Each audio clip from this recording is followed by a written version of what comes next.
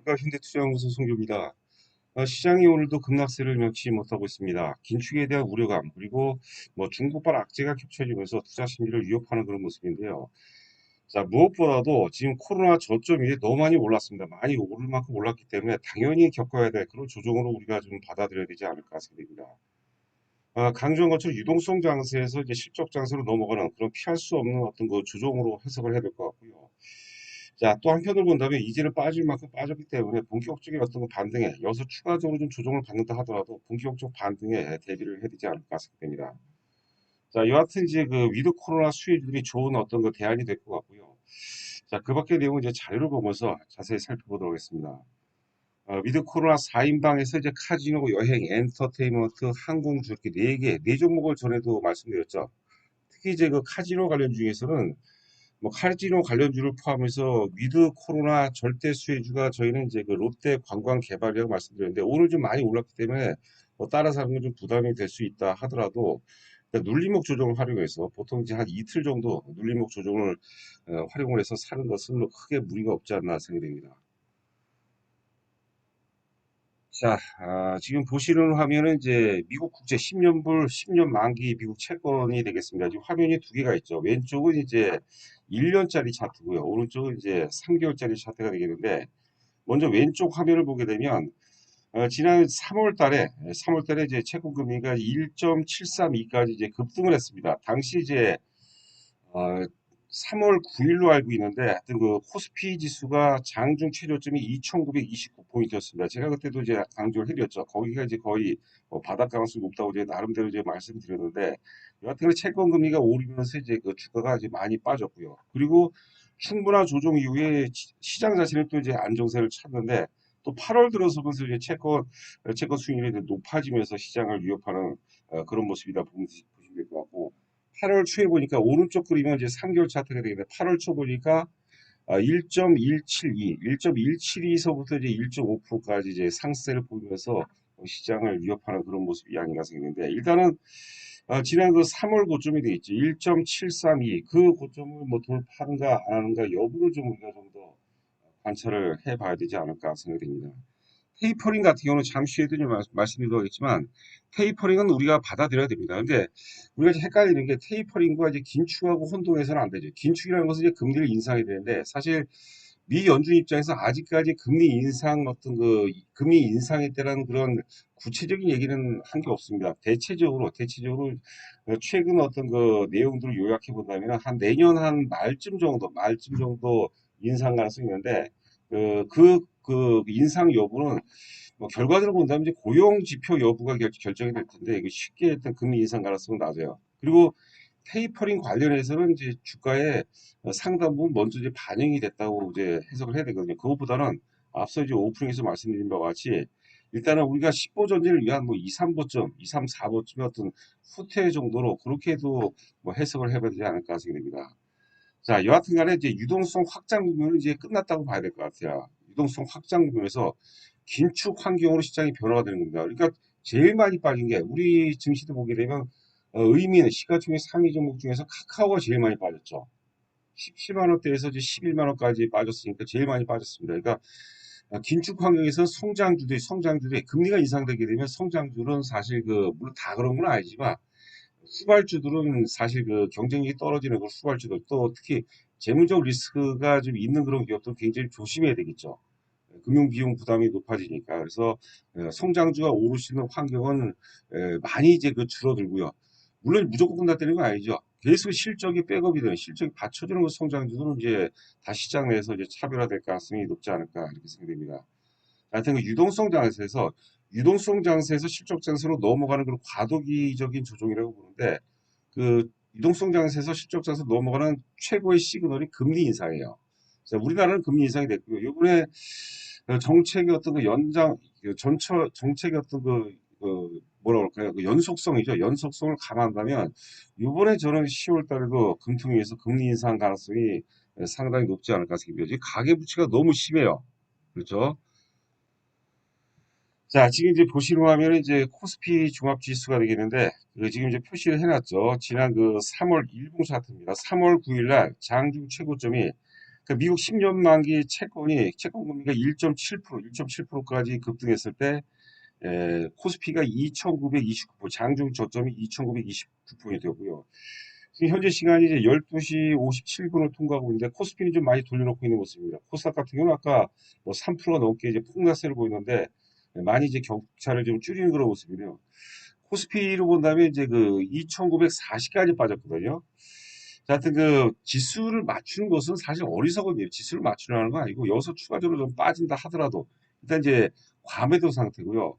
제가 이제 그 나름대로 자료를 조사해 보니까 코스피 기준으로 지금 퍼가 10.5배입니다. 10.5배. 너무 절대 저평가됐다고 봐야 되겠죠. 그러니까 좀 물리더라도 우리가 주식을 팔 때 최고점에서 팔 수 없거든요. 또 최고점에서 팔려고 해도 안 되는 거죠. 그래서 우리가 항상 어깨 팔고 무릎에 사서 어깨 팔으라고 그러는데 하여튼 그 과열지고 나올 때 이제 파는 거고 반대죠, 반대. 뒤집어 놓고 보면 지금 갭상승이 나온 거죠. 뒤집어 놓고 본다면 리버스 차트로 뒤집어 놓고 본다면 지금 갭상승 나오고 지금 너무 이제 많이 단기로 빠졌기 때문에 뭐 일단 이 정도 선이면은 뭐 그 반등세로 이제 전환 가능성도 좀 있지 않을까 생각이 됩니다.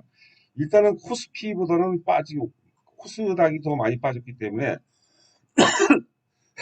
코스닥이 이제 먼저 움직인다고 봐야 될 것 같습니다. 그래서 죄송합니다. 낙폭 과대주 중심으로 좀 관심 있게 봐야 되지 않을까 생각이 되고요. 자, 지금 이제 보시는 화면에 삼성전자가 되겠는데 참 안타깝습니다. 예전에 우리가 뭐 10만 전자 얘기가 아주 일반화가 됐습니다. 장중 최고점이 96,800원까지 올라갔었죠. 96,800원까지. 1월 11일입니다. 지금 보시는 화면은 주봉 차트가 되겠어요. 저희가 다행히도 저희는 1월 11일 날 일단 그 삼성전자, 뭐 현대차를 비롯해서 상당 부분 다 매도를 한 그런 상태인데 이제는 이제 주식을 좀 그 주워 담아야 되는 그런 시기가 아닌가 생각됩니다. 일단 그 96,000원대까지 삼성전자가 96,000원대까지 철저하게 이제 그 디레이브로 반도체로 이제 올라갔다면 이제 지금 이제 최근에 이제 그 급락을 마무리 짓고 만약에 반등세로 전환이 된다면 지금 보니까요, 보고서들 보니까 파운드리 경쟁력이 계속해서 일단 그 폴더블 폰도 시장에서 일단 인정을 받았죠. 경쟁력이 검증이 됐고 파운드리 같은 경우도 이제 그 실적이 가시가 된다 그러고요. 영업이익률이 뭐 10% 이상 가능하다 그러는데 요번에 많이 다시 상승한다면 물론 이제 그 메모리가 기본을 하겠죠. 메모리가 백업이 되는 상태에서 파운드리의 성장성, 그다음에 이제 폴더블 폰 경쟁력이 입증이 되기 때문에 파운드리와 폴더블 폰으로 이제 이번에는 이제 상승 파동이 뭐 전개될 가능성이 높지 않을까 생각합니다. 기본적으로는 이제 지금 7만 캡처 잡은 시점이 7만 1,600원인데 기본적으로 지금 현재 시점에서는 앞전 최고점이죠. 9만 6천 원대까지 봐야 되겠죠. 그러니까 한편으로 지금 우리가 시장을 다른 시각으로 보니까 이제는 매수 관점에서는 좀 유리한 그런 환경이 아닐까 생각이 됩니다. 자, 그리고 이번에 그 머크에서 먹는 코로나 치료제가 또 나왔다고 그러죠. 이거는 사실 말 그대로 게임 체인저가 될 수 있습니다. 먹는 알약. 그러니까 입원율을 뭐 절반 이상으로 낮출 수 있다고 하는데 이런 것들은 결정적인 어떤 그 동력이 아닌가 생각되고 이 먹는 알약 관련해서 계속해서 시장에 이슈화될 가능성이 높을 것으로 예상이 되고 있습니다. 그래서 코로나는 이제는 사실 소멸되는 힘이다. 제가 이렇게 나름대로 정의를 내렸거든요. 그러니까 한편으로 이제 위드 코로나 관련주들이 주가가 이제 크게 오를 수 있는 환경이 맞아야 되죠. 그러니까 위드 코로나 관련주들이 이제 오를 가능성이 상당히 높다 생각되고 뭐 누차 이제 강조해서 말씀드리지만 롯데 관광개발 같은 경우는 그 강력한 어떤 기저 효과 사이클이 제가 기대가 된다고 말씀드렸어요. 두 번째는 이제 롯데관광개발은 관광업도 하고 여행업도 하고 그다음에 이제 카지노업도 하고 있죠. 그렇죠? 그렇기 때문에 여행주들이 올라갈 때 또 같이 올라가고 그다음에 또 카지노주들이 올라갈 때 올라가고 여행주하고 카지노주들이 같이 올라갈 때 올라가는 거죠. 그러니까 오르는 파동에서는 안정성을 확보하는 상태에서 가장 유리한 그런 종목이 아닌가 생각합니다. 자, 오른쪽에 또 하나투어, 뭐 크게 무리가 없습니다. 하나투어, 뭐 모두투어, 참 좋은 여행 이런 것들 있죠. 뭐 노랑풍선이가 있죠 또. 자, 그럼 하이브가 사실 그 지금 YG 엔터테인먼트라든가 SM, JYP 대비해서 상승 탄력이 떨어지는 그런 상황인데 지난번에도 이제 지난주 금요일날 방송에서 말씀드렸는데요. 뭐 우선순위 말씀드린다면 역시 그 하이브 같은 경우는 YG 엔터테인먼트라든가 SM 같은 경우는 상대적으로 이제 공연 비중이 전체 매출에서 차지하는 공연 비중이 굉장히 높습니다. 그러니까 굉장히 강하게 반응하죠. 하이브도 역시 하이브도 공연은 뭐 세계 최고라고 봐야 되는데 전체 매출에서 차지하는 비중은 좀 작고요. 또 그 상대적 탄력이 떨어지는 이유는 뭐냐면 지금 카카오가 오늘 지금 한 4% 넘게 빠졌었죠. 지금 3%대로 그러는데 카카오라든가 네이버 같은 이런 플랫폼 주들하고 같이 움직이거든요. 근데 지금 플랫폼 관련들이 가장 다이렉트로 지금 충격을 받고 있어요. 그래서 그것 때문에 사실 못 가는 경우도 있는 것 같아요. 자, 두 가지다. 상대적으로 YG라든가 SMB에서 공연 비중이 작고 이게 또 좋은 거예요, 사실. 그죠? 예, 이제 간접 매출 비중이 상당히 높아. 유버스를 포함한 이제 간접 매출 비중이 높다는 것은 굉장히 장점이 될 수 있고. 자, 두 번째는 이제 지금 이제 플랫폼 관련주들이 지금 나스닥 시장도 그렇고 지금 플랫폼 관련주들이 많이 빠지기 때문에 거기 따라서 이제 물귀신처럼 이제 늘어지는 그리고 거래량도 상대적으로 좀 YG라든가 SM 대비해서 거래량도 좀 활발하지 않은 그런 모습이죠. 근데 이제 궁극적으로 길게 놓고 본다면 역시 뭐 하이브가 최고 아닌가 생각이고요. 자, 대한항공도 굉장히 좋습니다. 대한항공. 자, 그런데 이제 사실 대한항공이 여타 다른 그 경쟁 국가 주요 항공사 대비해서 작년에 너무 많이 선방을 했어요. 그러니까 사실 영업이익 증가율, 실적 증가율은 상대적으로 그러니까 기저효과가 좀 적다고 보는 거죠. 기저효과가 좀 적지만 그래도 뭐 시장 내에서는 이제 크게 이슈가 될 가능성이 높지 않을까 생각이 됩니다. 그래서 우선순위를 본다면 뭐 길게 놓고 보고 또 메인으로 본다면 하이브가 제일 낫다고 보는 거죠. 하이브가 제일 낫고 그다음에 위드 코로나 그런 테마주 차원을 본다면 단연코 롯데관광가협의 또그 베스트가 아닌가 생각됩니다. 자, 롯데관광개발 먼저 보도록 하겠습니다. 지금 이제 영업이익 기준을 보도록 하겠는데 2019년도 실적이 안 나는데 2019년도는 160억 적자예요. 160억 적자에서 2020년 이제 710억 적자. 자, 올해가 지금 810억 적자에서 내년에는 이제 한 200억 정도 흑자 전환됩니다. 강력한 어떤 기저효과 포함해서 상상력과 해서 가장 강력한 어떤 그 상승 사이클이 전개될 가능성이 높지 않을까 생각이 되죠. 롯데관광개발 오늘 이제 뭐 따라 사는 것은 이제 좀 물린다는 생각으로는 따라 산다는 관점으로 접근해 봐야 되겠지만 기본적으로 가급적 추격 매수, 충동 매수는 바람직한 게 아니에요. 그러니까 뭐 시장이 특별한 게 아니라면 내일 정도는 뭐 조정받겠죠. 내일이라든가 모레 이렇게 날아 사는 게뭐 좋지 않을까 생각됩니다. 자, 하나투어 보도록 하죠. 하나투어. 자, 2020년 1140억, 1149억 적자에서 2021년 자, 올해도 이제 1058억 정도 적자인데 내년도죠. 내년도 이제 654억의 흑자 전환이 기대가 된다. 하나투어도 굉장히 양호하죠. 지금 이제 여행 잠재 수요가 지금 많이 몰려 있는 것 같아요. 뭐 저희 그 식구들도 보면은 뭐 어딜 갈까 많이들 좀 고민을 하는 것 같아요. 자, 그러면 하이브죠, 하이브. 하이브 2020년 1450억에서 2019년서부터 볼까요? 2019년 987억에서 2020년 1450억. 그러니까 대략 한 50% 정도 영업이익이 증가했죠. 그리고 2021년 2130억이니까 역시 한 50% 정도 증가했어요. 50% 증가하고. 2022년 중에 지금 이제 하나투자증권에서는 내년도 예상력을 3,900억을 보고 있는데, 뭐 저는 이제 4천억 넘는다고 보는데 그 이베스 증권은 이제 5,500억까지 이제 보고 있죠. 여하튼간에 3,900억만 한다 하더라도 거의 뭐 한 100% 가까이 영업이익 증가하는 거죠. 그래서 지금 이제 하이브 같은 경우는 올해서부터 2022년, 2023년까지 가장 커다란 그 슈퍼 사이클이 어떤 그 전개될 가능성이 상당히 높지 않을까 생각됩니다. 하이브 우리가 계속해서 관심 있게 지켜보셔야 될 것 같아요.